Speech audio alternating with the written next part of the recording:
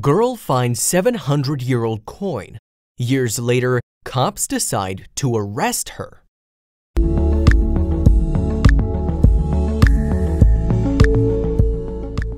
One of the things you never expect to find when you go working in a garden is a 700-year-old coin that can get you in trouble 14 years in the future.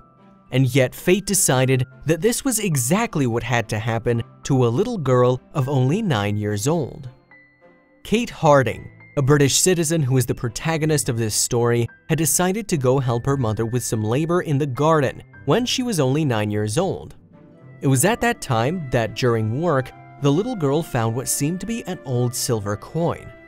She saved it and never talked about it until a few months after her mother's death.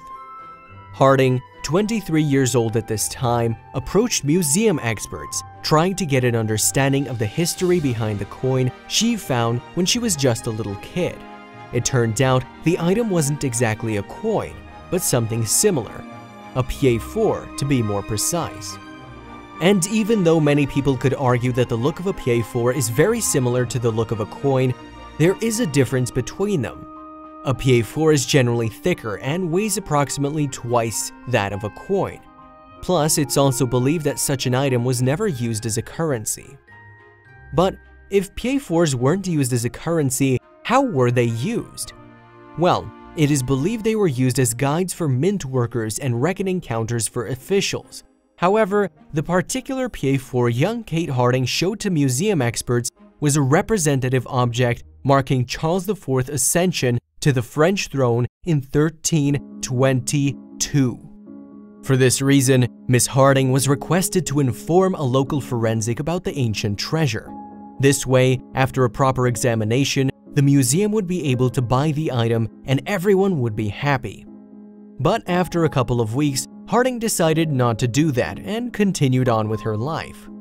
Unfortunately for her, the Treasure Act of 1996 claimed that any object older than 300 years old and with at least 10% of precious metal content had to be reported to a local forensic in a period of 14 days, and failing to carry out such a duty would be considered a criminal offense. And so, because of not wanting to report the treasure, Miss Harding was arrested and prosecuted as a lawbreaker. She faced up to 3 months in jail and a fine, but walked free from court when her lawyer claimed that she didn't report the treasure because of disorganization and because it had a sentimental value for her. In the end, the young woman was set free under a conditional discharge and had to pay £25 to continue on with her life. As for the museum, the so-desired pied-four never made it to their facilities. In fact, when Miss Harding decided to speak with a local forensic, she said she had lost the item, and so because of that, authorities stopped harassing her. If she would have sold the pied-four, Miss Harding would have been rewarded with as much as £2,000.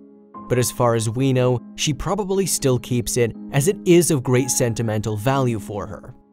Now tell us, what would you do if you found something similar? Would you report it to any museum